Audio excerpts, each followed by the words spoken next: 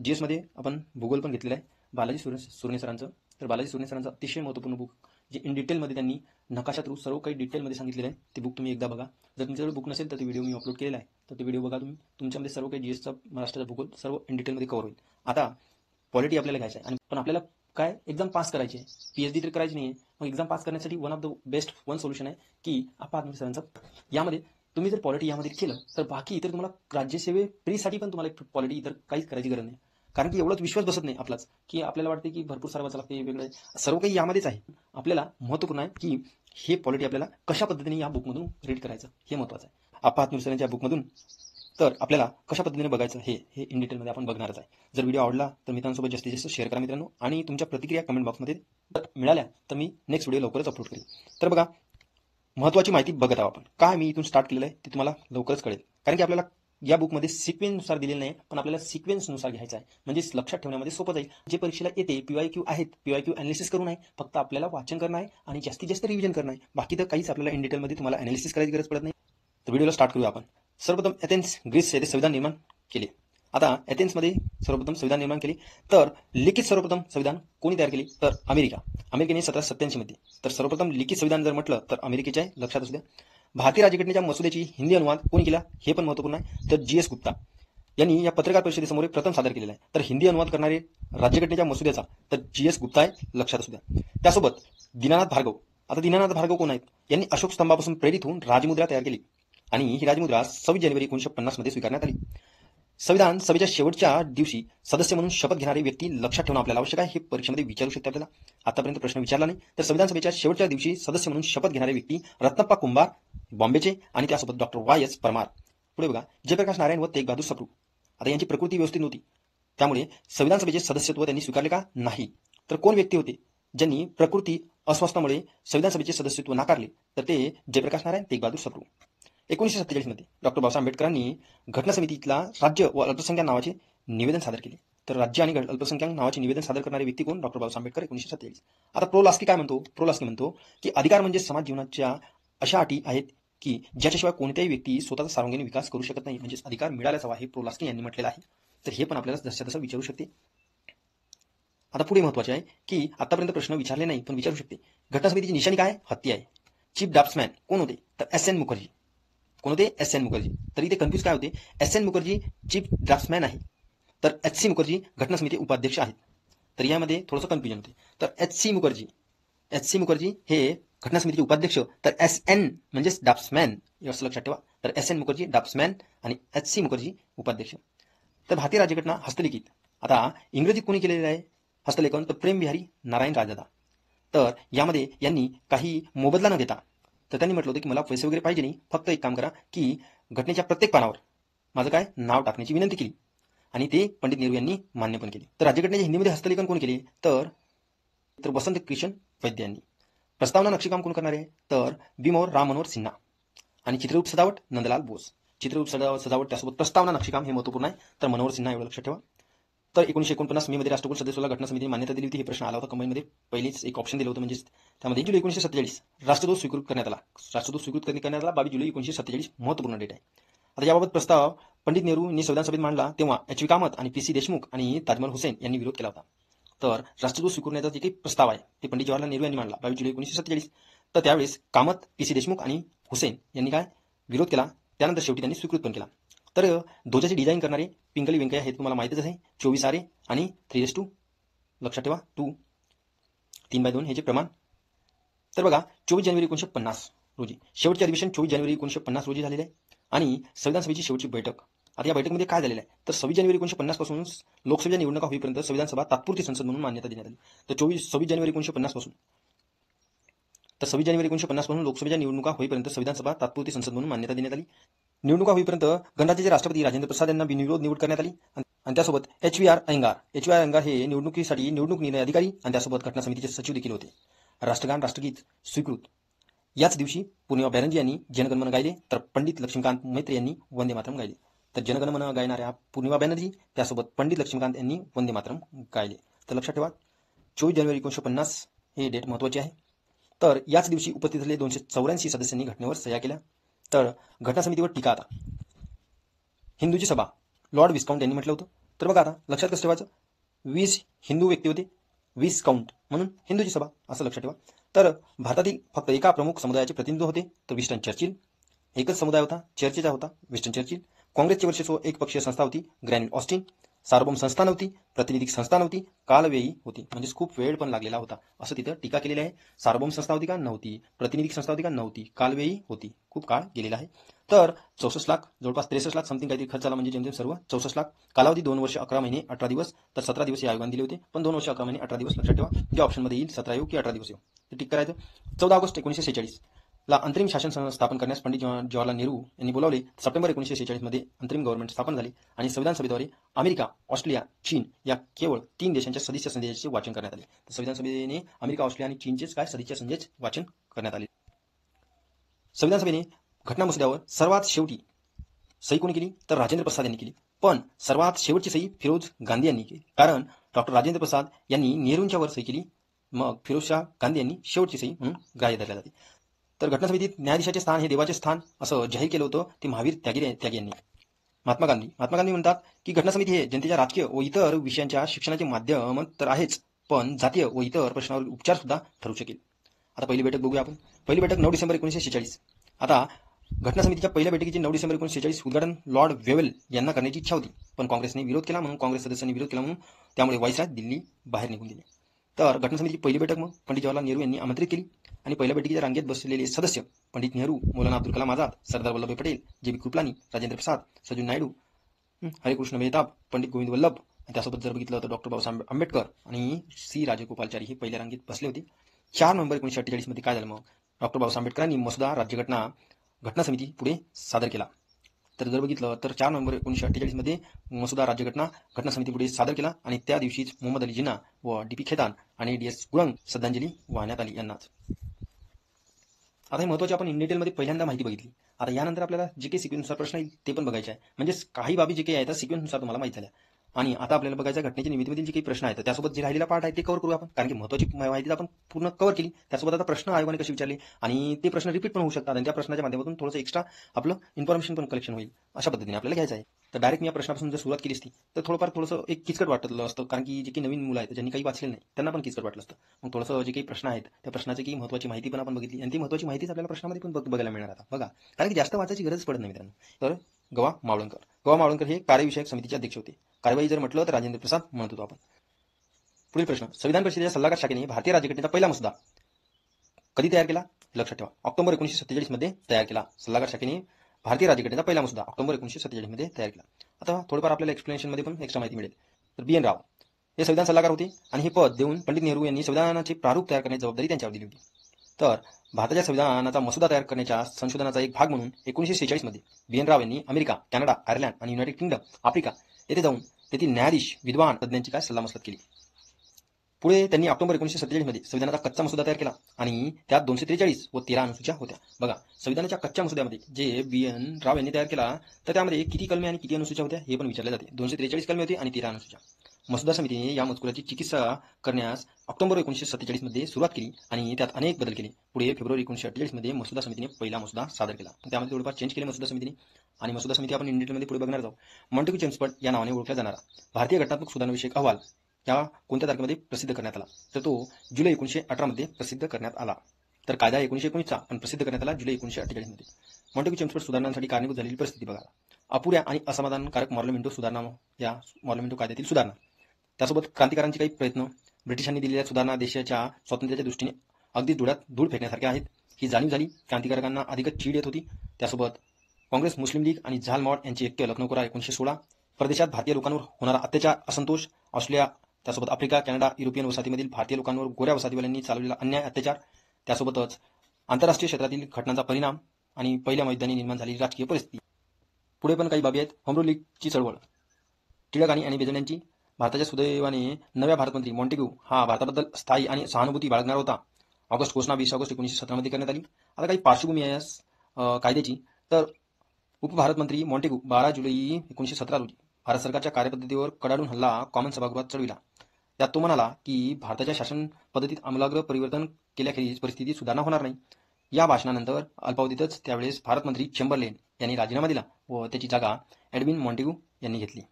तर भारतमंत्री Montagu August घोषणा करतो आणि ही भारताच्या घटनात्मक विकासाच्या प्रक्रियेचा एक महत्त्वाचा टप्पा ठरला. म्हणून ऑगस्ट घोषणा 20 ऑगस्ट 1917 डेट लक्षात ठेवणं आवश्यक आहे.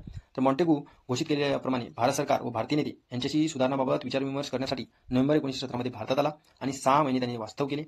6 महिन्याच्या वास्तव्यात त्यांनी व्हाईसरॉय चेम्सफर्ड आणि त्याचे कार्यकारी मंडळाचे सदस्य आणि ज्येष्ठ सरकारी काही अधिकारी आहेत त्यांच्यासोबत त्यांनी सल्लामसलत केली. काँग्रेस आणि मुस्लिमचे नेते यांच्या भेटी घेऊन सुधारणा योजनेवर विचारविनिमय करण्यात आले. या सर्वांचे विचार, सर्व योजना भारतातील विद्यमान परिस्थिती विचारात घेतल्यानंतर नव्या सुधारणांचा आराखडा तयार करण्यासाठी एक समिती स्थापन केली आणि त्या समितीमध्ये भारतमंत्री Montagu, viceroy Chelmsford, William Duke, त्यासोबत अर्ल ऑफ डोनमोर, त्यासोबत चार्ल्स रॉबर्टसन आणि भूपेंद्र बसू हे पण होते. तर 1919चा कायदा करण्यासाठी एक आणि विद्यमान भारताची जी काही परिस्थिती होती त्यामध्ये काही बदल करण्यासाठी काही समिती स्थापन करण्यात आली. त्या समितीमध्ये भूपेंद्र बसू पण होते, लक्षात असू द्या. हे आपले एक भारतीय होते आणि या समितीने केलेल्या शिफारशींना जुलै 1918 मध्ये प्रकाशित करण्यात आली आणि हाच मॉन्टेगू फोर्ट अहवाल म्हणून प्रसिद्ध करण्यात आला. आणि हे महत्त्वपूर्ण आहे. आणि या अहवालावर विचारविमर्श करण्यासाठी काँग्रेसचे काही खास अधिवेशन भरले होते. तर ऑगस्ट 1918 मध्ये मुंबई येथे अॅनी बेझंट यांच्या अध्यक्षतेखाली यात प्रांतप्रमाणेच केंद्रातही जबाबदार शासन पद्धती लवकर स्थापन केली जावी. जसे की प्रांतामध्ये जे काही जबाबदार शासन पद्धती आहे ती केंद्रामध्ये पण असायला पाहिजे असं त्यांनी म्हटलं होतं. तर पूर्ण देशात स्वायत्त सरकार स्थापण्यास 15 पेक्षा अधिक वर्षे लागणार नाहीत अशी हमी सरकारने द्यावी. 15 वर्षाच्या आतमध्ये सर्व काही स्थापन करायचे. काँग्रेसची भूमिका ब्रिटिश सरकारपुढे मांडण्यासाठी एक शिष्टमंडळ इंग्लंडला पाठवण्याचा निर्णय काँग्रेसने घेतला. ह्या बाबी यामधील आहेत. पुढे नोव्हेंबर 1918 मध्ये दिल्ली काँग्रेस अधिवेशनात मुंबई अधिवेशनापेक्षा वेगळा ठराव मांडला.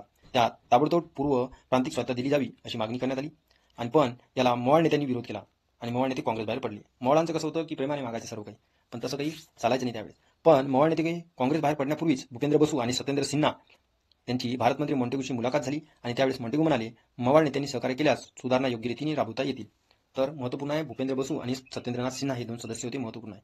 तर भूपेंद्रनाथांनी सरकारला आश्वासन दिले, सोबत सरकारच्या सहकार्यासाठी एक पक्ष उत्तरत्र सुरू करण्याचे आश्वासन दिले आणि हे मॉन्टेगूच्या अॅन इंडिया डायरी या ग्रंथात सापडते. मॉन्टेगू फोर्ट अहवाल याद्वारे भारतमंत्री मॉन्टेगू 1919 हे विधेयक पार्लमेंटमध्ये सादर केले. तर मॉन्टेफोर्ट अहवालाच्या आधारे भारतमंत्री मॉन्टेगू जून 1919 मध्ये एक विधेयक पार्लमेंटमध्ये सादर केले आणि डिसेंबर 1919 मध्ये चर्चा आणि विरोधानंतर ब्रिटिश पार्लमेंटने पारित झाले आणि 23 डिसेंबर 1919 ब्रिटिश सम्राटचा शिक्कामोर्तब झाला आणि गव्हर्नमेंट ऑफ इंडिया ऍक्ट म्हणून प्रसिद्ध हा कायदा आहे. तर अशा पद्धतीने आपण ही पार्श्वभूमी बघितली. तर या 1919च्या कायद्याची काही उद्देशपत्रिका: भारत हा ब्रिटिश साम्राज्य अविभाज्य घटक राहील आणि भारत जबाबदार शासन पद्धती स्थापित करण्याचे ब्रिटिश सरकारचे उद्देश आहे. आणि या कायद्यात एकूण 47 कलमे आहेत आणि या कायद्यातील तरतुदी आपण इतर इतिहासाच्या घटकामध्ये तुम्हाला बघायला मिळणारच आहे.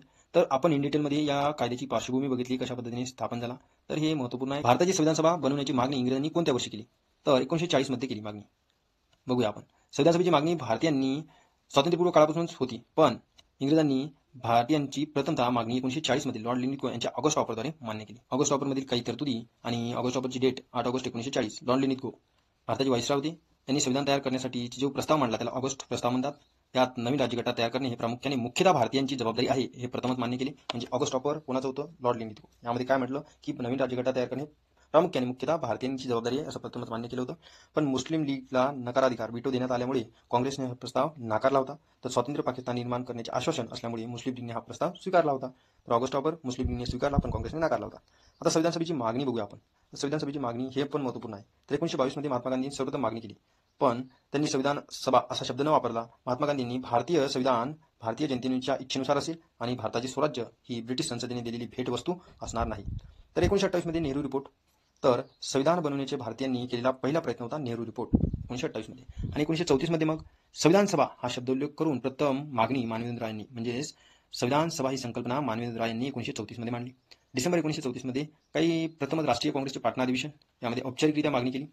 तर 1938 मध्ये जवाहरलाल नेहरू यांनी काँग्रेसच्या वतीने मागणी केली की स्वतंत्र भारताची घटना प्रौढ मतदानाद्वारे निवडण्यात आलेल्या संविधान सभेद्वारे तयार करण्यात यावी. तर प्रौढ मतदानाद्वारे 1938 मध्ये जवाहरलाल नेहरू यांनी मागणी केली. तर 1940 मध्ये ऑगस्ट ऑफर वरील प्रश्नामध्ये बघितले आपण, मुख्यतः भारतीयांनी तयार करावी असं म्हटलेलं होतं. तर 1942 मध्ये क्रिप्स मिशन. क्रिप्स हे ब्रिटिश संसदेचे सदस्य व नेहरूंचे मित्र होते. यांनी म्हटलं की घटना पूर्णतः भारतीयांनी तयार करावी आणि ही तत्व मान्य करण्यात आले. आणि मुस्लिम लीगने ही योजना फेटाळली कारण स्वतंत्र पाकिस्तान व स्वतंत्र संविधान सभा त्यांना हवी होती, पण हे तेवढं काही त्यामध्ये नव्हतं. तर महत्त्वपूर्ण 1942 क्रिप्स मिशन.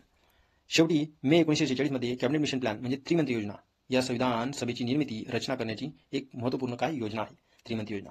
त्रिमंत्री योजनामध्ये तुम्हाला माहिती आहे स्टेफर्ड क्रिप्स, अलेक्झांडर, त्यासोबत एक पेंथिक लॉरेन्स हे सदस्य होते त्यामध्ये. आता पुढे जर बघितलं आपण, भारतीय लोक आपल्या देशाचे प्रशासन किती उत्तम प्रकारे चालू शकतात हे पाहण्यासाठी 1930-1932 दरम्यान लंडनमध्ये 3 गोलमेज परिषदा पार पडल्या होत्या. 1930 ते 1932 दरम्यान 3 गोलमेज परिषद RTC राऊंड टेबल कॉन्फरन्स भरवण्यात आल्या होत्या. या तिन्ही गोलमेज परिषदेला हजर राहणारे व्यक्ती कोण होते? मग डॉक्टर बाबासाहेब आंबेडकर होते. भारतीय राज्यघटनेच्या मसुदा समितीने खालीलपैकी कोण सदस्य होते? तर मसुदा समितीबद्दल आपल्याला इन डिटेलमध्ये बघणं आपल्याला आवश्यक.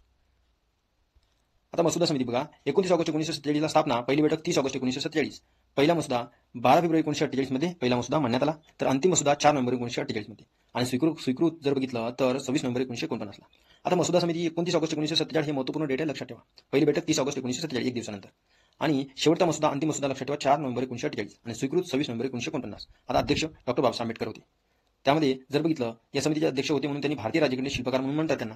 तर सदस्य कोण होते मग? अल्लादी कृष्णस्वामी अय्यर, एन गोपालस्वामी अयंगार, सय्यद मोहम्मद सादुल्ला, डॉक्टर के मुंशी, एन माधवराव आणि त्यासोबत टी कृष्णमाचारी. आता बघा, टी कृष्णमाचारी खेतांच्या जागेवर टी कृष्णमाचारी आणि मित्तलच्या जागेवर काय माधवराव आला होता, हे सदस्य आले होते.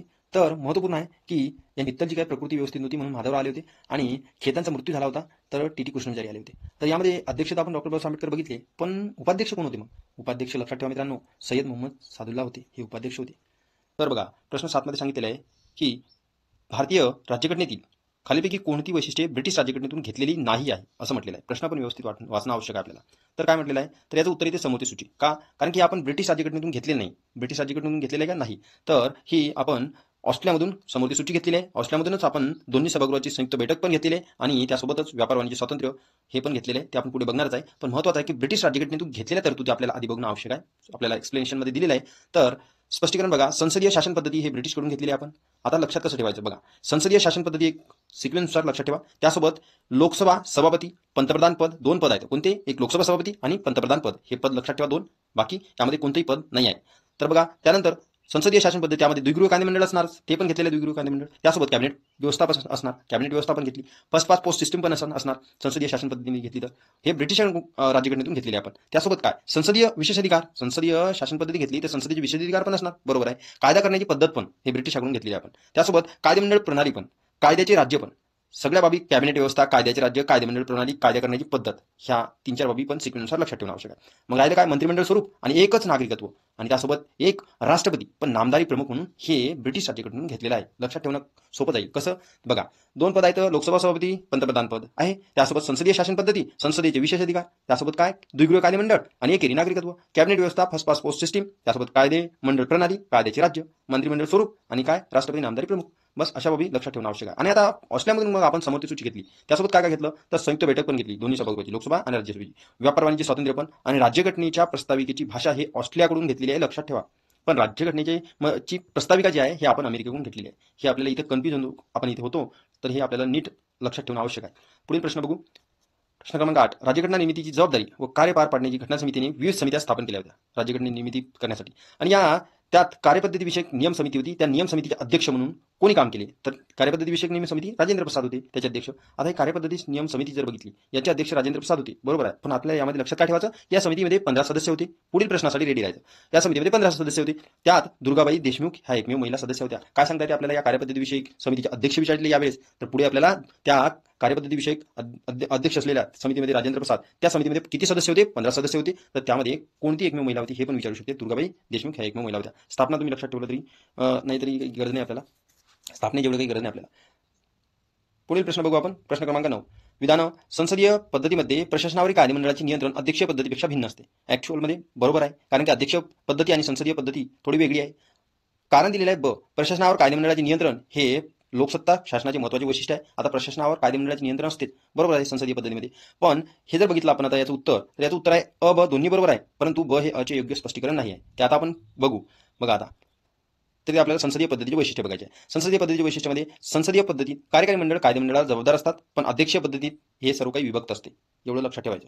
तर कनिष्ठ सभागृहाचे विसर्जन होते, म्हणजे संसदीय पद्धतीमध्ये लोकसभेचे विसर्जन होते, वरिष्ठ सभागृह जे की आपली राज्यसभा, त्यासोबत संसदीय पद्धतीमध्ये दुहेरी सदस्यत्व असते, त्यासोबत राजकीय एजन्सी पण असतो, त्यासोबत अस्थिर सरकार परंतु उत्तरदायी सरकार असते. कारण की सरकार कधी कोसळेल काही सांगता येत नाही, कारण की संसदीय पद्धतीमध्ये कार्यकारी मंडळ कायदेमंडळाला जबाबदार असते. जोपर्यंत जबाबदार आहे तोपर्यंत सरकार उत्तरदायी असते, तर त्यावर सरकार असते. तर उत्तरदायी सरकार एक महत्त्वाचं आहे. अस्थिर सरकार असेल पण उत्तरदायी सरकार, हे संसदीय पद्धतीचे वैशिष्ट्य आहे. राष्ट्रपती नाममात्र असतो. आपण त्यामध्ये ऍक्च्युअल प्रमुख जर म्हटलं, वास्तविक प्रमुख हे पंतप्रधान असतो. फक्त राष्ट्रपतीच्या नावाने कार्य चालतात, सर्व काही कार्य पंतप्रधान करतो. सामूहिक जबाबदारीचे तत्व असते, कारण की मंत्री सामूहिकरित्या लोकसभेला जबाबदार असतात आणि वैयक्तिकरित्या राष्ट्रपतीला जबाबदार असतात. हे महत्त्वाचं आहे संसदीय पद्धतीच्या वैशिष्ट्यामध्ये. पुढील प्रश्न क्रमांक 10 खालीपैकी कोणते विधान सत्य नाही म्हटलेलं आहे. तर भारतीय राज्यघटनेची अंमलबजावणीची तारीख 26 नोव्हेंबर 1949 आहे. बरोबर आहे का? नाही, सरासरी चुकीच आहे. पुढला ऑप्शन बघू आपण. 42व्या घटनादुरुस्तीने धर्मनिरपेक्ष हा शब्द जोडण्यात आला. बरोबर आहे. 42वी घटनादुरुस्ती 1976 मध्ये करण्यात आली. हे पण बरोबर आहे. चौथा ऑप्शन आहे भारतीय राज्यघटनेतील सामाजिक आर्थिक राजकीय न्याय हे तत्व रशियन सोव्हिएत राज्यघटनेतून घेतले. हे पण बरोबर आहे. मग चुकीचं काय आहे? तर ऑप्शन क्रमांक 1 आहे चुकीचा, कारण की यामध्ये भारतीय राज्यघटनेची जी काही अंमलबजावणी तारीख आहे हे थोडंसं तिथे आयोगाने फिरवलेली आहे. तर घटनेची स्वीकृती बघू आपण मग आता या स्पष्टीकरणामध्ये. तर 26 नोव्हेंबर 1949 घटनेला स्वीकृती झालेली आहे. अंमलबजावणी झाली का? इथे अंमलबजावणी म्हटलेलं आहे, पण 26 नोव्हेंबर 1949 ला स्वीकृती झालेली आहे घटनेची. अंमलबजावणी 26 जानेवारी 1950 रोजी झालेली आहे. थोड्या गोष्टीमध्ये आयोग थोडंसं मिस्टेक करून त्यामध्ये थोडंसं आपल्याला चुकवण्याचा प्रयत्न करतो. तर पुढे बघा आता कॅबिनेट मिशन दिल्लीला कधी आले मग? 24 मार्च 1946 मध्ये. हे पण तारीख लक्षात ठेवणं आवश्यक आहे आपल्याला. कॅबिनेट मिशन प्लॅन जाहीर कधी झाला? 16 मे 1946. कारण की पुढील प्रश्न असेच येऊ शकतात आपल्याला. अंतरिम सरकार महत्त्वाचं ठेवा की अंतरिम सरकार कधी स्थापन झालेलं आहे? 2 सप्टेंबर 1946. आणि संविधान सभेची तात्पुरती बैठक म्हणजे ती पहिली बैठक होती 9 डिसेंबर 1946. आणि संविधान सभेची कायमस्वरूपी बैठक 11 डिसेंबर 1946 ची. तात्पुरती बैठक विचारू शकते तुम्हाला, पहिली बैठक नाही विचारता तात्पुरती बैठक विचारू शकते. हे पण लक्षात घेणं आवश्यक आहे आपल्याला. तर तात्पुरती बैठक म्हटलं तर 9 डिसेंबर 1946 आणि कायमस्वरूपी बैठक म्हटलं तर 11 डिसेंबर 1946 लक्षात ठेवायचं. उद्दिष्टांचा ठराव पंडित जवाहरलाल नेहरू यांनी मांडला तर 13 डिसेंबर 1946 मध्ये मांडला आणि 22 जानेवारी 1947 ला त्याला मंजुरी मिळाली. तर मांडला कधी? 13 डिसेंबर 1946 ला आणि मंजूर कधी झाला? 22 जानेवारी 1947 ला. संविधान सभेचे पहिले सत्र 9 ते 23 डिसेंबर 1946 म्हणजे पहिली बैठक. माउंट बॅटन योजना जाहीर झाली कधी? जाहीर झाली 3 जून 1947 ला आणि त्या योजनेला माउंट बॅटन योजनेला मान्यता कधी मिळाली? 18 जुलै 1947 ला. तर ही लक्षात ठेवा, माउंट बॅटन योजना याची मान्यता 18 जुलै 1947 ला. आता राष्ट्रध्वज स्वीकृत 22 जुलै 1947 ला राष्ट्रध्वज स्वीकृत केला. राष्ट्रकुलाला अनुमोदन मे 1949 मध्ये. हे पण प्रश्न आलेला होता. संविधान सभेचे शेवटचे सत्र जर बघितले आता संविधान सभेचे सत्र जर बघितले आपण तर 14 ते 26 नोव्हेंबर 1949 मध्ये संविधान सभेचे शेवटचे सत्र होते. 14 ते 26 नोव्हेंबर 1949. 24 जानेवारी 1950 रोजी काय झालं? तर संविधान सभेचे शेवटचे अधिवेशन 24 जानेवारी 1950 रोजी. याच वेळेस जर बघितलं तर या शेवटच्या अधिवेशनात राष्ट्रगान व राष्ट्रगीत स्वीकृत करण्यात आले. राष्ट्रपती राजेंद्र प्रसाद यांनी बिनविरोध निवड करण्यात आली. घटनेवर याच दिवशी 284 सदस्यांनी सह्या केल्या आणि त्यावेळेस रिमझिम पाऊस पडत होता बाहेर. हे शुभ संकेत मानले जाते. असा पण प्रश्नामध्ये आपल्याला ऑप्शन आले होते. त्यासोबत मसुदा समिती बघू आपण थोडक्यात. आपण इन डिटेलमध्ये आधीच्या लेक्चरमध्ये मसुदा समिती त्याचे सदस्य बघितले आपण. तर 29 ऑगस्ट 1947 मसुदा समितीची स्थापना आहे. पहिली बैठक 30 ऑगस्ट 1947. पहिला अहवाल दिला मग त्यांनी फेब्रुवारी 1948 मध्ये. अंतिम अहवाल लक्षात ठेवा मसुदा समिती 4 नोव्हेंबर 1948. तर इतर काही बाबी लक्षात ठेवणं आवश्यक आहे आपल्याला. तात्पुरती संसद संविधान सभा 26 जानेवारी 1950 ते मार्च 1952 पर्यंत. म्हणजे तात्पुरती संसद संविधान सभा म्हणून कार्य करत होती ते मार्च 1952 पर्यंत. 26 जानेवारी 1950 पासून. तर 25 जानेवारी 1947 रोजी एच.सी. मुखर्जी यांची संविधान सभेचे उपाध्यक्ष म्हणून निवड करण्यात आली. तर एच.सी. मुखर्जी यांची 25 जानेवारी 1947 एक उपाध्यक्ष म्हणून निवड करण्यात आली त्यांची. पुढील प्रश्न बघूया. प्रश्न क्रमांक 11 खालीलपैकी कोणते विधान योग्य आहे? आता योग्य विचारलेलं आपल्याला. तर संविधान सभेच्या 288 सदस्यांनी 26 जानेवारी 1950 रोजी राज्यघटनेवर स्वाक्षऱ्या केल्या. हे बरोबर आहे का? योग्य विचारलेलं आपल्याला. तर हे चुकीचं आहे, कारण कितीच बघितलं आपण किती सदस्यांनी सह्या केल्या होत्या? तर 284 सदस्यांनी सह्या केल्या होत्या. तर कायद्याने घालून दिलेली पद्धती हे तत्व अमेरिकेच्या राज्यघटनेतून स्वीकारले गेले आहे.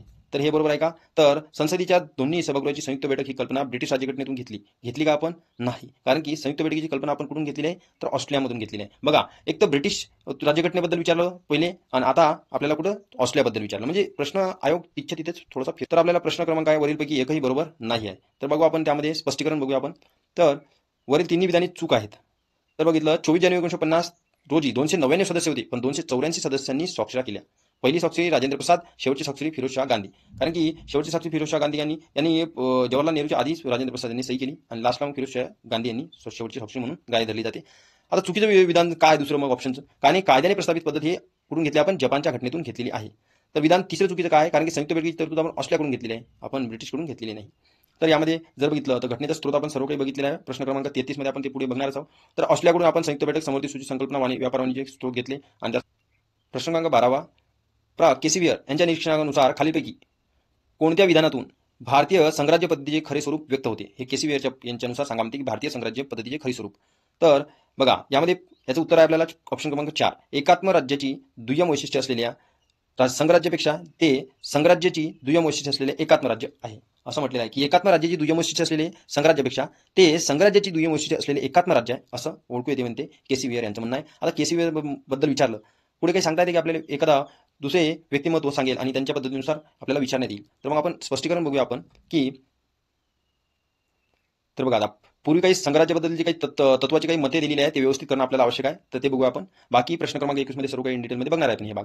तर न्यायमूर्ती सावंत व कुलदीप सिंह यांनी काय म्हटलं? लोकशाही आणि संघराज्य हे भारतीय राज्यघटनेचे अत्यावश्यक वैशिष्ट्य आहे. लोकशाही आणि संघराज्य हे भारतीय राज्यघटनेचे अत्यावश्यक वैशिष्ट्य कोणी म्हटलं? न्यायमूर्ती सावंत व कुलदीप सिंह. न्यायमूर्ती अहमदी भारतीय राज्यघटनेचे वर्णन संघराज्यात्मक राज्याऐवजी निमसंघराज्यात्मक आणि एकात्म असे करणे अधिक उचित ठरेल. त्यांनी काय म्हटलं अहमद यांनी की भारतीय राज्यघटनेचे वर्णन संघराज्यात्मक राज्याऐवजी निमसंघराज्यात्मक एकात्म असे करणे अधिक उचित ठरेल असं त्यांनी म्हटलं. की त्यासोबत न्यायमूर्ती जीवन रेड्डी व अग्रवाल यांनी काय म्हटलं, संघराज्य अथवा संघराज्यात्मक शासन याला निश्चित असा अर्थ नाही आहे. संघराज्य अथवा संघराज्यात्मक शासन याला काही निश्चित अर्थ नाही असं जीवन रेड्डी व अग्रवाल यांनी म्हटलं. भारतीय संघराज्य व सर्वोच्च न्यायालय आता याबद्दल सांगितलेले काही. पश्चिम बंगाल विरुद्ध भारतीय संघ 1963 यात भारतीय संघराज्य हे पारंपरिक स्वरूपाचे संघराज्य नसल्याचे स्पष्ट केले. तर हे यामध्ये आपल्याला खटले लक्षात ठेवणं आवश्यक आहे. पारंपरिक स्वरूपाचे संघराज्य नसल्याचे स्पष्ट कुठे गेले तर पश्चिम बंगाल विरुद्ध भारतीय संघराज्य 1963 खटल्यामध्ये. केशवानंद भारती विरुद्ध केरळ राज्य 1973 यामध्ये सर्वोच्च न्यायालयाने संघराज्याला मौलिक संरचनेचा भाग मानले आहे. त्यासोबत कर्नाटक विरुद्ध भारतीय संघराज्य 1977 यामध्ये आपल्या संघराज्यात प्रबळ केंद्राभिमुख वैशिष्ट्ये आहेत असं म्हटलेलं आहे. तर ह्या बाबी लक्षात ठेवणं आपल्याला आवश्यक आहे. तर बघा प्रश्न क्रमांक 13 योग्य जोड्या लावा. यामध्ये सच्चिदानंद सिन्हा डॉक्टर हे काय आहेत, हे आपले सच्चिदानंद सिन्हा तात्पुरते अध्यक्ष होते. तर हे सगळ्यांना माहितीच आहे. तर उद्दिष्टाचा ठराव आपण बघितला 13 डिसेंबर 1946 मध्ये मांडला. 22 जानेवारी 1947 तो पास झाला. ते जवाहरलाल नेहरू यांनी मांडला. राजेंद्र प्रसाद हे कायमस्वरूपी अध्यक्ष झाले. मग त्यासोबत BN राव हे घटना परिषदेचे संविधानिक सल्लागार आहे. तर ऑप्शन क्रमांक 4. पुढे BN राव यांची संविधानिक सल्लागार म्हणून लॉर्ड वेव्हेल यांनी नियुक्ती केली. आता BN राव यांची संविधानिक सल्लागार म्हणून कोणी नियुक्ती केली हे पण लक्षात ठेवणं आवश्यक आहे. Lord Wavell. पुढे पंडित जवाहरलाल नेहरू यांनी 13 डिसेंबर 1946 उद्दिष्टांचा ठराव मांडला. त्याला संमती जर बघितली तर 22 जानेवारी 1947 रोजी मिळाली. तर त्यांनी मांडलेल्या उद्दिष्टांच्या ठरावात सार्वभौम स्वातंत्र्य गणराज्य अशी रचना होती.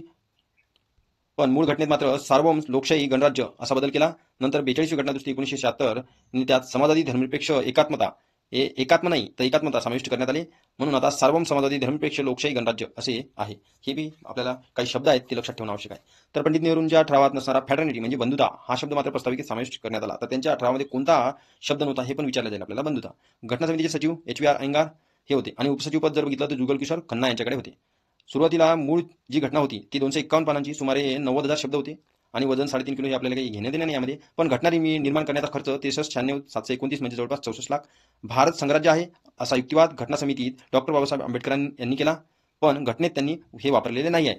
फक्त त्यांनी म्हटलं होतं की हे युक्तिवाद केला होता की संघराज्य आहे म्हणून. घटना समितीची पहिली बैठक जर म्हटलं तर पंडित जवाहरलाल नेहरू यांनी आमंत्रित केली होती. ती तुम्हाला माहितीच आहे 9 डिसेंबर 1946